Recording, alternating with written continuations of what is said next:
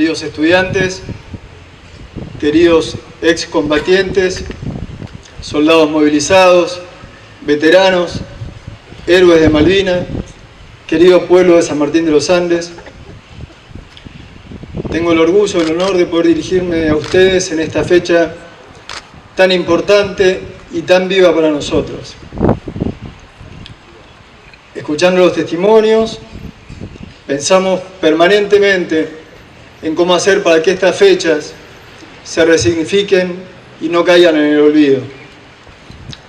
Venimos del verano, se acerca la Semana Santa, este fin de semana que casi fue largo, y entonces a veces las fechas parecen estar atropelladas por una dinámica en la que a veces no tenemos la pausa para pensar en ellas.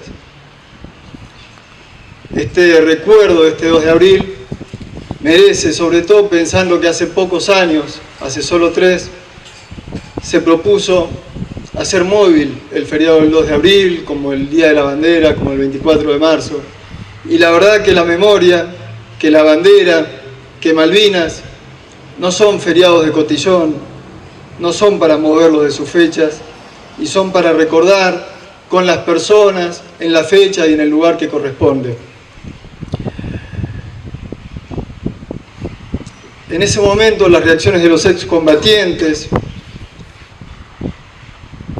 de los organismos de derechos humanos, hicieron que se volviera para atrás con un decreto que iba a mover esta fecha. Pero no, la historia que vivimos cada día está hecha de huellas que nos marcan, que nos hacen, de huellas trazadas hace 37 años, de huellas trazadas hace mucho más.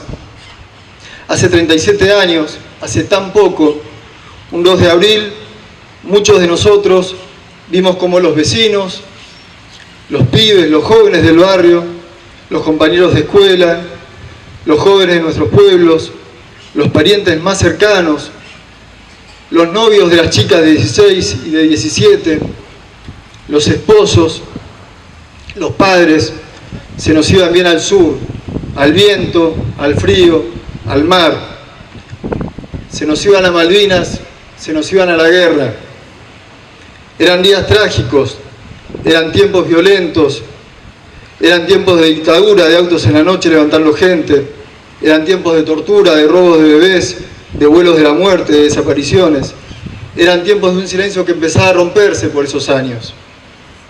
Apenas 3 días antes, un 30 de marzo, un paro general se animó a desafiar a los cobardes, con miles de argentinos y argentinas en las calles y en las plazas, desafiando los palos, las balas y la represión.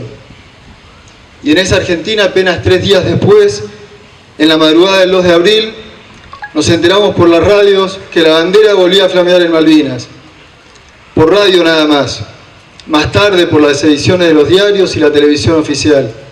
Nos enteramos de cada día de la guerra por lo que nos decían por esos años los medios en el tiempo de la censura. Volvíamos a Malvinas casi un siglo y medio después, tras la usurpación que el imperialismo británico del siglo XIX había impulsado en el marco de sus conquistas territoriales, hechas a fuerza de fuego, de carbón y de opio para saquear a los pueblos. La invasión inglesa había vencido la fiera resistencia que con unos pocos gauchos, analfabetos, criollos todos, al mando del entrerriano Antonio Rivero, había sostenido en las islas, pese a la complicidad de los dueños de la principal estancia del lugar. Se iniciaba en 1833 un largo periodo de saqueo y de soberbia imperial en las islas y en el mar argentino. Mientras tanto transcurría nuestra historia, con periodos serviles y con periodos de dignidad, con sometimiento y con rebelión, y Malvinas a un costado, y su reclamo creciente, siempre desoído por la sordera de los dueños del fuego y los diplomáticos que evaden el diálogo. Y en el marco de la más sangrienta dictadura en nuestra patria y de la mayor soberbia imperial, amanecimos con nuestros jóvenes, héroes y soldados en Malvinas, un 2 de abril. Era otoño, camino al invierno. Y salieron de nuevo las banderas a las plazas, y nuestras viejas tejían gorritos de lana para que no pasen frío, y se hacían colectas, y se daba hasta lo que no se tenía, y los chicos nos metíamos debajo de los bancos de la escuela cuando sonaban las sirenas, y se ensayaba, y se cortaba la luz. Y se extrañaba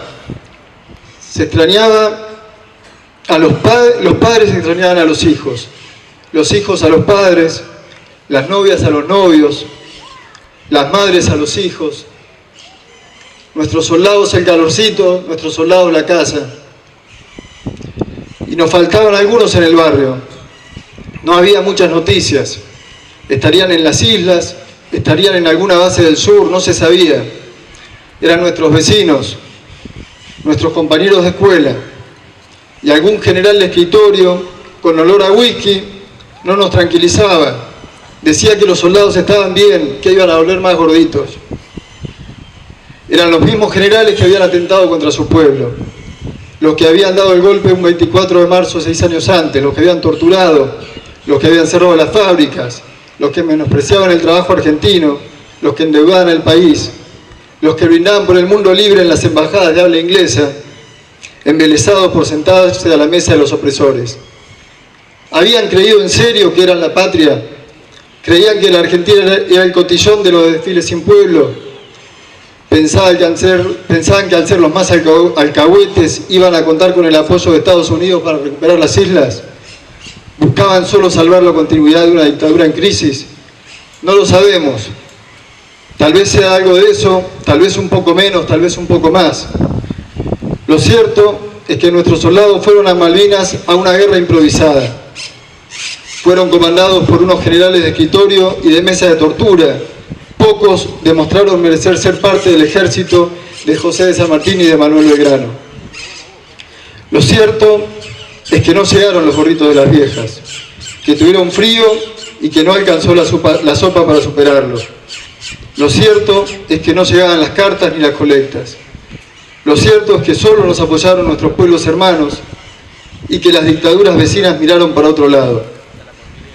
Lo cierto es que todos los imperios norteamericanos y europeos, como siempre en la historia, apoyaron a los usurpadores.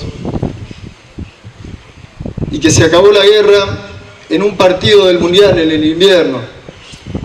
Y que se trajo a los soldados a las escondidas, con el hambre, con el frío, con las heridas, con el dolor, con las mutilaciones, con la humillación, con el silencio. Habían muerto 649, algunos en las islas, algunos en el mar. A muy pocos las madres les pudieron llevar sus flores. Algunos no se sabe quiénes son. Otros 700 se nos fueron suicidando lentamente años después. Habían visto morir a sus compañeros, amigos de 18 años, un poco más. Habían visto las bombas en las trincheras. Algunos los habían estaqueado en la tundra. Soñaban con la muerte y les dolía la vida. Les dolía el olvido. Les dolían las heridas. Les dolían las puertas cerradas. Les dolía la vergüenza y les dolía la humillación. Muchos años les costó que la Argentina los recuperara en su memoria. Mucho como para aceptar que Malvinas se borrara por decreto. Hoy nos toca entonces, desde este lugar, desde este sol que afloja el frío de la madrugada, desde este momento de memoria, no olvidar y decir las cosas claras. Y decir que hace 37 años, unos soldados, jóvenes, argentinos, héroes, fueron a Malvinas y pelearon con dignidad como pudieron. Que unos improvisados cobardes los mandaron a la guerra. Que el imperio inglés ocupa por la fuerza un pedazo de Argentina que nos duele. Que los apoyaron las fuerzas armadas más poderosas del mundo, los países que oprimen y saquean a los pueblos.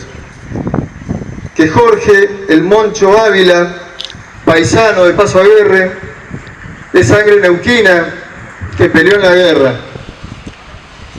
Que el crucero General Belgrano fue hundido arteramente por la necesidad de sangre de Margaret Thatcher.